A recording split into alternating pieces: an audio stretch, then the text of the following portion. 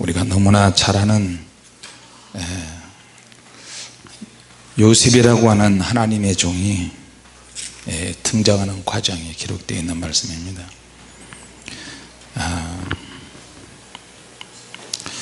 배움이라고는 우리가 이 단어에서 배워지는 것은 그냥 배워지는 게 아니고 지식으로 학문으로 본인의 노력에 의해서 배워지는 것이 아니라, 특히 요셉 같은 사람은 배신을 통해서 하나님의 원하시는 학문을 하나씩 배워가는 것을 알 수 있습니다. 자, 우리가 사람에게 배신을 당하고 형제간에 배신을 당하면 오랜 시간 동안 그것이 우리 안에 상처가 돼서 남습니다. 그리고 그 사람의 성격이 외골수로 가게 되고, 또 배신을 많이 당한 사람일수록 성격이 삐뚤어지기 시작합니다.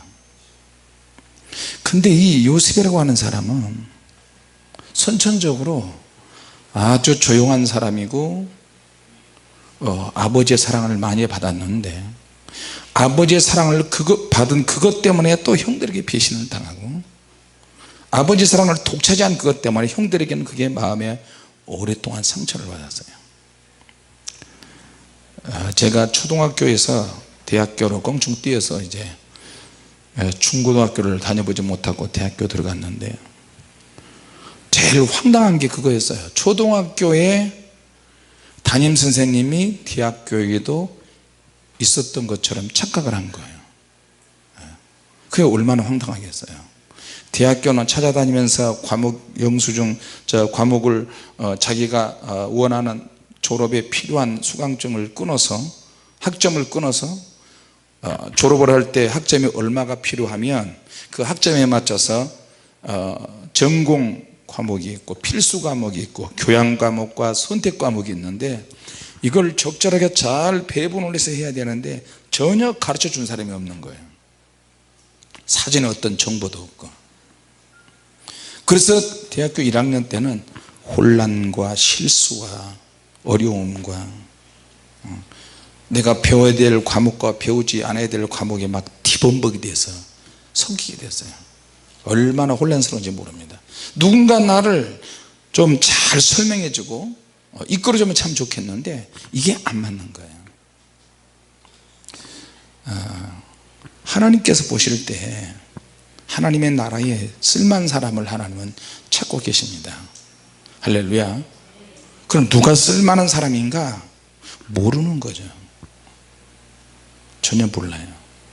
내가 과연 하나님의 나라에 어느 정도 쓸만한 인재인가? 아니 그냥 예수 믿고 구원받아서 그 나라의 백성이 되는 것으로 끝나는가?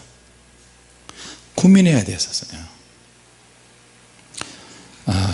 내가 신앙생활 하는데 하나님의 나라를 내가 물론 예수 믿고 구원받아서 들어가겠지만 어떤 과정을 통해서 하나님이 나에게 무엇을 원하는지 알았으면 좋겠는데 모르는 거예요.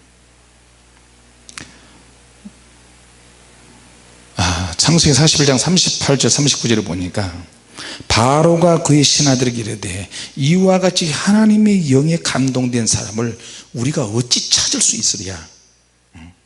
그러면서 요셉에게 하나님이 이 모든 것을 너에게 보이셨으니 너와 같이 명철하고 지혜 있는 자가 없도다 그랬어요. 또 다니엘서 1장 17절에 보니까 하나님이 다니엘과 3명의 친구들 4소년에게 학문을 주시고 모든 서적을 다 깨닫게 하시고 지혜를 주시고, 다니엘은 또 그 모든 환상과 꿈을 깨달아 알더라. 똑같이 하나님의 부름을 받고 하나님의 은혜를 받지만 그 중에 더 아주 독창적이고 유별나게 특별하게 사용하는 사람이 또 있었어요. 자, 그러면서 무리 중에 다니엘과 하나냐와 미사엘과 아사랴와 같은 자가 없었다. 그래서 그들을 왕 앞에 서게 하고 왕이 그들에게 모든 일을 막 물어보는데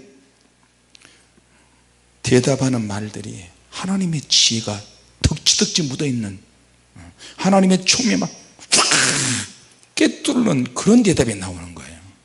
할렐루야. 하나님의 영이 역사하십니까? 같이 합시다. 하나님의 영이 역사하셔야 한다. 할렐루야. 어떤 사람도 이 젊은 청년들의 지혜를 따라올 수가 없어요. 세계 역사를 보면 페르시아하고 그리스하고 전쟁하는 세계사 전쟁이 나옵니다. 거기 보면 세계 최초의 다인종국과 다민족국과 세계 대제국 보면은 페르시아 제국이에요. 페르시아 제국의 다리오 왕, 고리스 왕 때는 그 정복하는 나라가 유럽까지 가고 아프리카까지 갑니다. 다 말해. 근데 그 밑에 누가 있었냐? 다니엘이라는 사람이 있었어요. 다니엘이라는 사람이 끝없이 자기 섬기는 임금에게 이야기합니다. 임금님, 그 나라 그 종족을 인정하세요. 그래야 임금님의 명성이 더 높습니다. 할 수만 있으면 항복하는 사람은 절대적으로 살려주고, 항복하지 않는 사람은 죽여도 좋으니까 항복하는 사람은 절대적으로 살려주셔야 됩니다. 그래야 임금님께 충성을 합니다. 그러니까 항복을 하면 그 나라의 청년들을 군대로 편입시켜요. 그러니까 막 강력한 군대가 만들어지는 거예요. 자, 우리가 왕이 되어서 세계 모든 나라를 다스린 것처럼 보이지만 실상 그 밑에 있는 사람들은 하나님의 사람들이 종종 있었어요. 할렐루야. 우리는 성경에 보면 이걸 알 수 있습니다. 자, 그러면 거기에서 처음에 동기가 어떻게 시작했느냐? 다니엘서 1장 8절, 다니엘이 뜻을 정해서 세 명의 친구들과 의기투합해서 기도를 합니다. 아주 작은 부분부터 시작을 합니다. 저도 처음 시작은 어떻게 목회를 잘하나, 어떻게 목회를 힘있게 하나, 엄청난 꿈이 있었는데 현실이 너무 암담한 거예요. 아무리 발버둥 쳐도 안 돼요. 꿈만 가지고는 절대 목회를 못하고요, 야무진 비전이 있어도 안 돼요. 그러니까 하나님께서 버리는 작업을 하시는 거예요.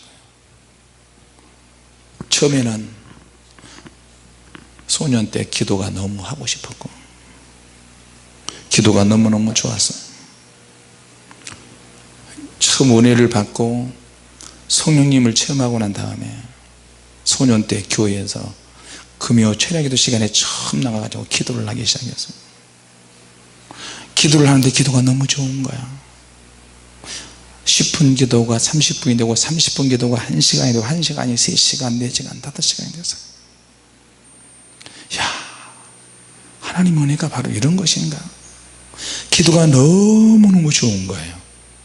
직장에 갔다 와서 공장 다니고 노가다 다니고, 지금 우리 교회 집사님들이 철야기도 하고 잠 적게 자면서 아침 되면은 또 일터에 나가고 하루 일용직에 나가서 일하는 거 보면 제가 사실은 은혜를 정말 많이 받습니다. 옛날 생각이 막 나는 거예요. 나도 많이 몇 년 동안 오랜 생활을 그랬으니까. 그리고 교회 와서 겨울이든 여름이든 장의자에서 겨울에는 덜덜덜 떨면서 잠자는 것이 또 이제 추억이고요. 그래서 교회에서 여러분들이 교회에서 누가 잠자는데 다리를 벌리고 잤다, 안 닦고 잤다, 뭘 잤다, 그래도 내가 야단치지 못하는 게 옛날 내 생각이 나는 거예요. 그러나 잘 닦으시기 바랍니다. 아멘 합시다. 발냄새 안 나도록 잘 닦으시기 바랍니다. 네. 잘 안 닦으면 무좀 걸려요. 그 무좀으로 내가 지금까지 고생을 해요. 네. 신발이 없어서 남이 실컷 신던 신발을, 버리는 신발을, 무좀이 있는 세균이 박으러가는 그 신발을 주워서 내가 많이 신었어요. 하여튼 무좀 안 걸려면 열심히 잘 닦으시기 바랍니다. 자, 처음에는 뜻을 정해서 기도해야 했어요.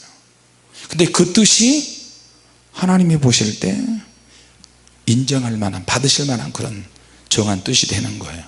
할렐루야. 자, 우리 기도합시다. 기도합시다. 야, 우리 기도하자. 우리는 포로로 끌려왔지만 이 나라가 어떻게 될지 모른다. 그래서 우리는 고국으로 돌아가야 되지 않겠냐. 꿈을 가지고 기도하자. 그런데 이 조그만 거 하나 가지고 우리가 기도 제목을 정해서 이제 기도를 시작하는 거예요. 왕의 진미와 포도주로 자기를 더럽히지 않아. 이거 먹으면 우리 더럽혀요. 이거 먹으면 더러워지니까 절대 먹지 말자. 기도하고 작은 것에서 시작하는 거예요. 자, 작은 것부터 시작을 해서 집중적으로 기도를 하는데, 이 작은 뜻을 정한 이 동기가 큰 시험을 불러오는 거예요. 큰 시험은 큰 믿음으로 이겨야 되는데, 큰 시험을 어떻게 작은 기도로 이길 수 있겠어요? 그런데 기도하다 보니까 이길 수 있는 힘과 능력을 주시는 거예요. 할렐루야. 자, 우리가 큰 능력을 받아서 사역하는 것도 중요하지만 이런 꿈과 환상이 깨지는 거예요. 결국에는 뭐예요? 기도를 작은 부분에서부터 시작해야 한다. 그리고 기도를 즐기자. 같이 합시다. 기도를 즐겨야 한다. 할렐루야. 하나님이 받으시지만 우리가 드리는 예배도 역시 마찬가지예요. 예배는 늘 드리지만 하나님이 받으시는 분이 있지만 즐겁게 드려야 된다. 교회 봉사도 마찬가지입니다. 모든 일에 있어서 하나님, 내가 부름받은 이유가 무엇입니까? 결국에는 자기 자신을 한번 찾아봐야 돼요. 내가 누구지? 내가 왜 목회자가 됐지? 내가 왜 성도가 됐지? 예. 자기의 자존감을 회복해야 돼요. 항상 초장으로, 처음으로 돌아가야 돼요. 초심으로 항상 돌아가야 돼요. 내가 지금 내 신앙에 타락하고 있나? 가정적으로 볼 때, 교회적으로 볼 때, 개인적으로 볼 때, 하나님 앞에서 처음 사명받을 때 항상 그 모습으로 돌아가야 돼요. 맞아, 우리가 처음부터 기도했지. 우리가 한 왕을 위해서 기도하고 나라 이런 소름에 기도하다 보니까 이 왕이 말이야 세계를 정복하는 왕이 돼버렸네. 그러면 사람을 할 수 있으면 덜 죽이고 덜 살육을 당하는 그런 일을 좀 해야 되겠다. 그래서 왕에게 아주 주옥 같은 조언을 해나가기 시작합니다. 네. 할렐루야. 우리나라 이조 시대라고 그러죠. 조선시대 초창기에 한명이라고 하는 책사가 있었는데, 이 사람이 세조의 책사잖아요. 자, 나라꼴이 아무리 해도 안 되니까 이제 죽여야 될 대신들과 살려야 될 대신들, 사육신과 생육신을 이제 정하는 거예요. 그래서 저희가 3일 동안, 역사를 여러분 많이 봐서 알겠지만 3일 동안 자기 방에 들어가서 살생부를 만들어요. 살생부 명단을 쭉 만들어요. 이 사람은 죽여야 될 것인지 살려야 될 것인지, 살릴 사람은 넘어가고 죽여야 될 사람은 붓으로 쫙 사선을 치는 거예요. 근데 그 당사자들은 전 모르는 채 지금 살고 있는 거예요. 만약에 우리에게도 그 살생부 명단이 있다면, 우리 주님은 지금 심판하시는 명부가 분명히 있는 줄로 믿습니다. 할렐루야. 우리 생각과 마음과 감정과 행동을 다 조율하시고 계세요. 이 시대에도 다니엘과 요셉 같은 인재가 정말로 필요합니다. 어떻게 하면 우리가 왜 이 밤에 철야 기도를 하고 하나님의 신에 감동이 되어야 되느냐, 우리가 왜 지혜가 필요하고 총명이 필요하느냐, 함께 주님의 일을 해나갈 일꾼이 왜 필요하느냐. 국가에 그런 사람들이 있으면 그 나라가 굉장히 부강한 거예요. 국민이 편안한 생활을 할 수 있고, 독재가 있는 나라는 국민이 너무 불쌍하죠. 북한 보세요. 젊은 놈 하나가 나와가지고 미사일 쏘고 핵실험하고 계속 극단적으로 몰아가잖아요. 그 밑에 있는 사람들은 언제 죽을지 모르는 공포 속에 있잖아요. 베드로도 마찬가지고, 바울과 베드로도 자기 자신들이 하나님의 소명을 받았는데, 자, 하나님의 은혜를 받았는데 좋은 환경에서 복음을 전하는 게 아니고요. 지금 우리처럼 교회만 나오면은 티밥 뻥튀기도 주고 뭐 얼굴을 닦는 물수건도 주고. 옛날에 그런 게 어디가 있어요. 그래도 복음을 안 받아들이는데, 옛날에는 자기 자신들을 핍박하고 조롱하고 쫓아내고 죽이는 사람들에게 부름을 받은 사람들이 사도행전의 제자들이었어요. 저 사람 만나면 욕을 한바같이 막 입에 개거품을 물고 막 욕을 하고, 내가 저 사람을 만나면 칼 들고 쫓아오고. 그런 사람들에게 복음을 전하도록 부름받은 사람들이 사도들이에요. 자, 그런데 이들의 사명은 감당할 수 있는 유일한 방법은 성령님 밖에 없어요. 하고 싶지 않은 거야. 그러나 해야 돼요. 가야 돼요. 그러니까 성령님을 막 의지하는 거예요. 근데 당시에 성령님께서, 하나님께서 어떻게 역사하시냐면, 복음을 전하러 배 타고 가는데 풍랑당하게 하셔요. 유라굴로라고는 큰 광풍을 만나서 배가 다 쪼개지고. 그런데 그 가운데서 성령께서 바울에게 말씀하시는 거예요. 한 사람도 죽지 아니하리라. 276명이 그대로 구원을 받았어요. 왜? 한밤중에 배가 깨지고 풍랑이 만난 가운데 판자조각 하나 들고 다니면서 구원을 섬에 상륙하고요. 그러다가 또 독사에 물리는 경험도 하고. 우리는 지금 비행기 타고 다니면서 복음 전하잖아. 온갖 대접을 다 받으면서 복음을 전하잖아요. 초창기 사도행전의 역사와 지금은 너무 틀리잖아요. 얼마나 감사한 일입니까? 할렐루야. 네. 뻥튀기 주면서 복음 전하잖아요. 지금은 피부가 더러워지고 손도 닦고 물 휴지 주면서 복음 전하고. 그래도 사람들이 예수님을 안 믿잖아요. 자기가 보냄을 받아야 될 사람들이 있었어요. 바울도 역시, 베드로도 역시 이방인에게 복음을 전하고, 바울도 유대인에게 복음을 전하고 싶었어요. 그런데 바울은 이방 사람들에게, 베드로는 유대인들에게. 만약에 이게 뒤바뀌면 고난을 많이 당하는 거예요. 우리 동기 목사님들이 목회를 하다가 잘하다가 성전까지 건축하고 잘하고 안전방으로 하는데 갑자기 하나님께서 확 바꿔버리셨어요. 선교사로 가거라. 하나님이 또 소명을 주시고. 그리고 목회가 왜 안 되냐, 이렇게도 안 되냐. 그러니까 기도를 또 하는 거예요. 결국에는 다른 나라에 가서 우리나라보다 훨씬 사는 수준이 더 떨어지고 지식 축적이 잘 안 되고 지식 성장이 안 되고 모든 환경이 어려운 그곳에 가서, 한국에 있을 때는 사무실에서 허리 의자 돌리고 그냥 편안하게 목회하던 사람들이 저 못 사는 나라에 가서 복음 전하는 거예요. 가서 산동네 가서 쌀가마니 짊어지고 전혀 구걸해야 되지 않을 사람들이 한국에 오면은 이 교회 저 교회 다니면서 선교해달라고 선교해달라고 선교해달라고 구걸을 하고. 내가 볼 때 같이 공부해서 알죠. 저 사람 자존심이 대단히 강한 사람이에요. 근데 선교비를 구걸하듯이 타야 될 사람들이에요 지금은. 그러니까 교회 헌금이 모아지거나 뭐가 있으면은 주님께서 무엇을 원하시는가, 이것을 생각 먼저 하는 거예요.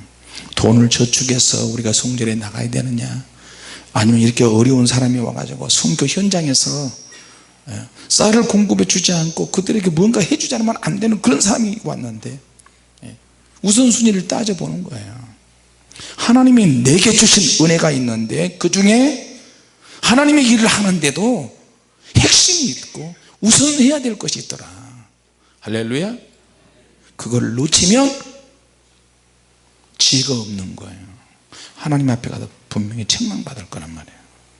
너 왜 그렇게 했느냐, 너 인생을 왜 이렇게 낭비했지, 너 기도를 하는데 왜 이렇게 무식하게 기도를 했느냐, 너가 제대로만 기도했으면 내가 지혜를 줄 것이고 지식을 줄 것이고 총명을 줄 것이고, 그러면 너를 다니엘처럼 요셉은 아니다 할지라도 나름대로 내가 귀하게 했을 것인데. 자, 하나님의 역사는요 지혜가 똑같은 지혜가 아닙니다. 할렐루야. 말을 하거나 판단하거나 뭔가 움직여서 결정을 낼 때 다른 사람이 결정하지 못한 일을 결정할 수가 있고요, 다른 사람이 얻는 지혜가 생길 수가 있고, 말을 자꾸만 번복하지 않고 이랬다 저랬다 안 해도 정확하게 핵심을 찔러서 복음을 전할 수가 있어요. 할렐루야. 다니엘에게도 그게 있었고 요셉에게도 있었어요. 그들이 처음에는 기도를 멋지게 하기 위해서 기도를 한 게 아니고요, 뜻을 한번 정해서 하나님의 말씀을 제대로 한번 지켜보자, 아주 작은 동기에서부터 나와서 거기에 마음이 하나가 돼서 시작을 했어요. 저도 우리 사모님하고 자, 우리 하나님 앞에 예배를 좀 드리자.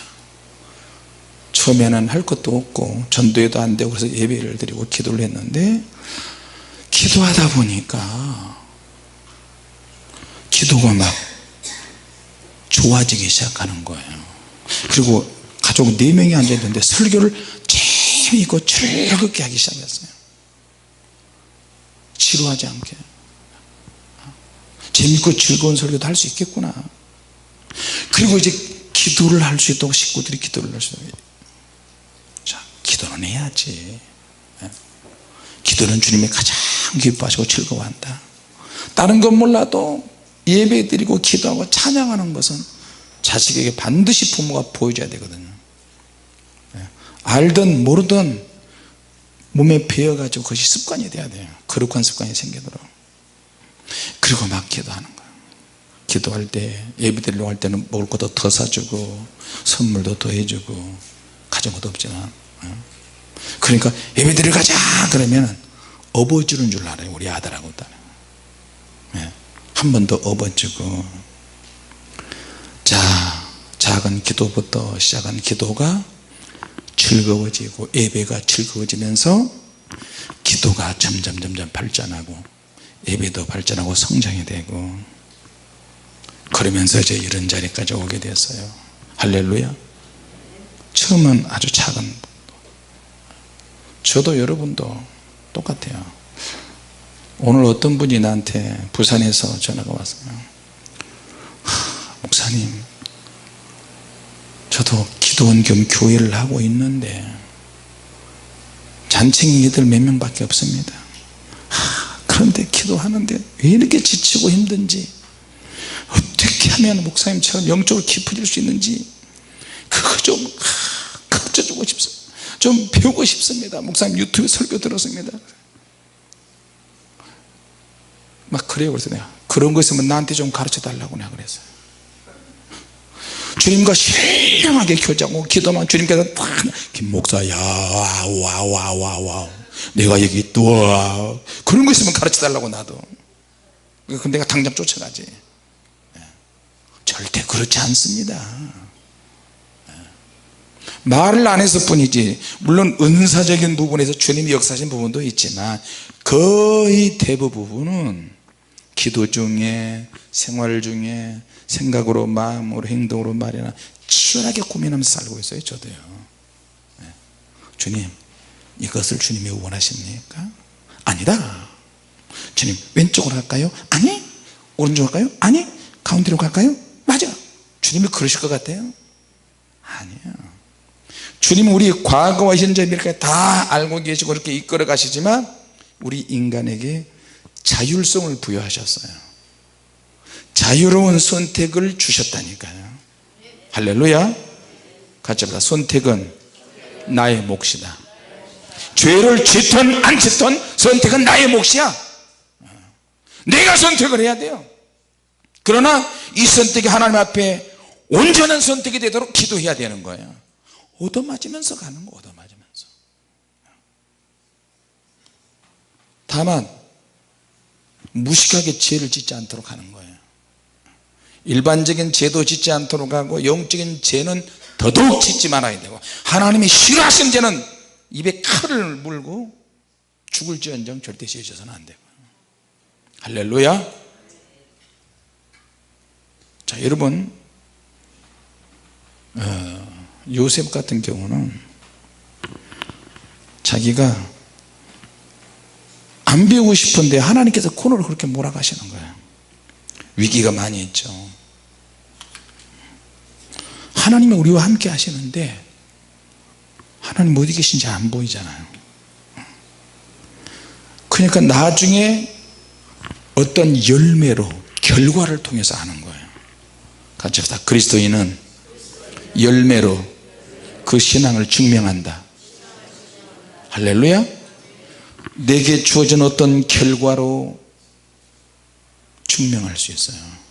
그것이 그리스도인의 삶이에요. 현재는 배신의 아픔을 때 형제들이 자기를 배신했어요. 형님 살려줘요. 그래도 굴속에서 던져버렸어요. 그러다가 유다라는 형이 자기를, 르벤이라는 형님이 자기를 살려주려고 어떻게 또 해서 다른 배다른 형들은 죽이려고 하는데, 야 우리 팔아먹자. 애굽 상인이 팔아먹고 이도 영문도 없이 노예로 끌려가는데, 여러분 노예로 끌려가는데 그냥 끌려갔겠어요? 묶어서 걸어서 이집트까지 끌려가는 거예요. 사막길을 채찍 맞으면서 쓰러지면 또 때리고. 끌려가서 가서 보디발 장군 집에 가서요. 거기서 또 원하지 않는 환경이 오는데 그 속에서 뭔가 배워야 돼요. 사는 것을 배워야 돼요. 자칫 잘못하면 노예 목숨은 파리 목숨 그냥 죽여버려요. 마음에 안 들면 죽여버려요. 말 한마디로. 근데 살아남는 방법을 배워야 돼요. 죽도록 일을 해야 되고. 그런데 거기에서 언어를 배우고 지식을 배우고 사람들하고 관계 속에서 다른 사람과 맞추는 것을 배우고 수준을 맞추는 것을 배우고 같이 어울리는 것도 배우고 그들의 문화를 배우면서 자기는 성실하게 사는 거예요. 할렐루야. 자, 여러분 기도도 성실할 때 하나님이 역사하시더라고요. 오래 끝까지 매일 최선을 다할 때 하나님은 역사하시더라. 할렐루야. 하나님께서 애굽에서 이스라엘 백성들이 고난당하고 있는데 출애굽을 하려면 시간이 아직도 더 남았어요. 모세가 아직도 연단이 안 되고 훈련이 아직 안 돼서요. 80이 넘었는데도 불구하고 모세가 아직도 자기와의 치열한 싸움에서 승리를 할 수가 없어요. 하나님이 내가 너를 선택했다, 내가 너를 바로 앞에서 신이 되게 하겠다. 싫어요. 나 그런 거 싫다니까요. 손주 보고 싶지? 그렇잖아요. 80세의 부름을 받았는데 안 간다는 거야. 선지자들 거의 대부분 그런 사람들 많아요. 내가 왜 갑니까? 나는 뽕나무를 배양하던 사람 아닙니까? 아모스가 그래서 또 기도원도 굉장히 소극적인 사람이에요. 그런 사람을 하나님이 자꾸 원해줘서 쓰시겠다는데 거부해야 돼요. 자, 여러분 하나님의 역사하시는 어떤 타이밍에 맞춰서 쓰시려고 하는데 쓰임을 받을 사람이 못 깨닫고 그러니까 애매한 곳에서 더 연단받는 거예요.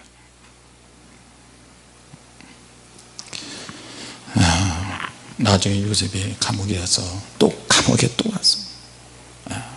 죽을 수 있는데 또 갔어요.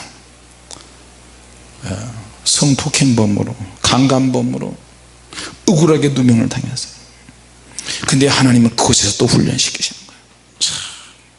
보디발 장군의 집에서는 집안의 모든 경영을 두루두루 다 배우고, 감옥에 가서는 왕의 직계 사람들이 누명을 썼던 어떻든 그 안에 들어와 있는 수준 높은 고관 대작들하고 관계를 맺으면서 그런 것을 다 배웠어요. 궁중의 모든 법도를 다 배우고, 이집트의 정치, 이집트의 문화, 궁중의 생리를 다 터득을 했어요. 형들에게서, 그 감옥 속에서 형들에 대한 미움이 없었겠어요? 마음의 상처가 없었겠어요? 나는 강간을 하지도 않았는데 나를 이렇게 매도를 하고, 속에서 막 분노가 계속 올라오는데 이걸 누그러뜨려야 돼요. 언제까지? 마음이 정리될 때까지. 할렐루야. 같이 합시다. 우리의 마음도 은혜를 받아야 한다. 생각도 은혜를 받아야 한다. 할렐루야. 우리의 의지도 은혜를 받아야 되고요, 말도 은혜를 받아야 돼요. 말도. 할렐루야. 그래야 하나님의 사람으로 일어날 때 적합한 사람이 될 줄로 믿습니다. 할렐루야. 전에도 그런 얘기 몇 번 했어요. 이집트 국립박물관, 제가 이제 주님의 일을 하면서 하나님, 복음도 전하지만 시간이 나면 틈틈이 세계로 다니면서 박물관을 좀 견학시켜 주십시오. 그리고 세계 각 나라 지역마다 다니면서 그 나라의 지역의 특징과 제가 이제 세계사나 고대사 히스토리 같은 그런 걸 또 좋아해서 그걸 좀 알았으면 좋겠습니다. 기도를 하면 꼭 그런 곳에 가게 하나님 하세요. 세계 5대 박물관이 그리스에 하나 있고, 또 러시아에 하나 있고, 또 이집트에도 있고, 프랑스, 영국 이렇게 있는데, 영국과 이집트와 프랑스는 갔다 왔어요. 거기 가서 보니까 성경에 나오는 사내립이 이스라엘에 쳐들어와서 막 유다 방언으로 편지 쓰는 그런 증거들이 거기 나와 있어요. 이집트 국립박물관에 갔더니 요셉이 당시에 등용되었던 그런 내용들이 나와 있는데 법전으로 이렇게 나왔어요. 고대 이집트 법전에 보니까 나이가 30살이 돼야 공직에 나갈 수 있는 나이, 최소한의 나이. 그러니까 창세기 41장 46절에 요셉이 애굽왕 바로 앞에 설 때에 30세가 되었다 그랬어요. 자, 그러니까 그때를 위해서 하나님이 감옥에도 집어넣고 형제들의 배신도 당해보고 억울한 누명도 쓰여보고, 적어도 총리가 되려면 웬만한 모든 일에는 다 연단을 받는 거예요. 할렐루야. 자, 그런데 우리는 어떨까요? 우리는 어때요? 누가 옆에서 조잘조잘하고 쑤시고 괴롭히고, 심지어는 나도 사모님 옆에서 막 그럼 나도 모르게 이렇게 돼요. 그런데 요셉 같은 사람은 이미 통달을 다 했어요. 감옥에서 다 배웠어요. 기도하고 은혜 조그마한 가운데서 배운 게 아니고 현장 속에 들어가서 배웠어요. 현장 속에 들어가서 누명을 쓰는 것을 통해서 강간범 억지로 누명을 써, 형들에게 팔림으로 감옥에 들어가서 고난당하면서 다 배웠어요. 그러면서 새로운 지혜가 생기고 참는 것도 배우고, 그걸 통해서 고난을 통해서 기도를 더 깊이 하게 되고, 그러면서 자기도 모르게 영적 지도자가 막 이제 진행이 되는 거예요. 할렐루야. 같이 합시다. 하나님의 사람이 필요하다. 기도에 쓸만한 사람이 됩시다. 할렐루야. 하나님의 능력을 나타내는데 합당한 사람이 돼야 돼요. 작은 일에, 조그만 일에, 소소한 일에 분내거나 화내거나 왜곡하거나 오해하면 안 되고, 하나님의 일에 그릇이 좀 큰 사람이 되시기를 원합니다. 기도만 많이 해서 그릇 크게 되지 않습니다. 현장에 부딪혀 봐야 돼요. 억울한 일을 당해봐야 돼요. 누명을 써봐야 되고요, 괴로운 일을 당해봐야 되는 거야. 하나님의 사람이 그래서 필요한 거예요. 자기에게 친한 사람들에게 복음을 전한다면 복음이 땅끝으로 가지도 않았을 거예요. 여러분, 가족끼리 내가 속해 있는 가족이니까 가족들에게 먼저 복음을 전해야 된다? 아니요, 그러지 않아요.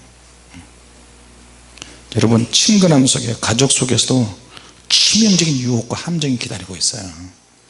할렐루야. 사탄이 그런 것도 속일 수가 있거든요. 내 자식이라고 해서 그것이 다 맞고 합당하게 되는 것은 아니에요. 내가 별 생각 없이, 아무 생각 없이 쉽게 내린 그 결정이 복음의 열정, 기도의 열정을 희석시켜 버릴 수 있어요. 사명을 죽여버릴 수 있어요.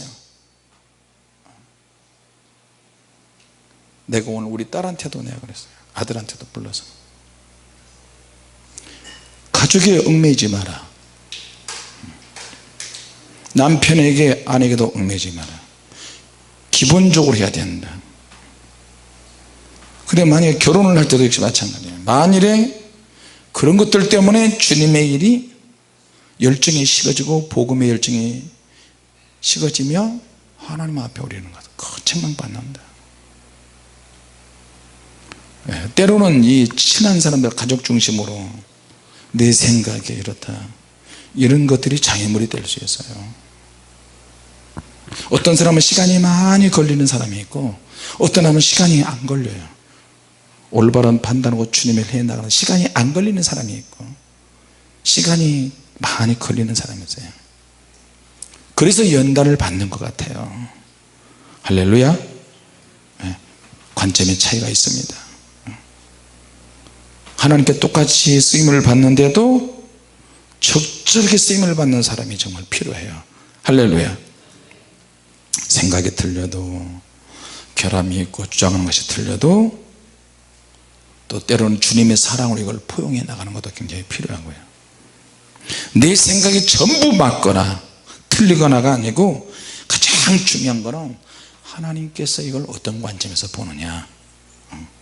그래서 아우르고 합력해서 선을 해나가는 선을 이루어 나가는 것이 굉장히 중요한 줄로 믿습니다. 할렐루야.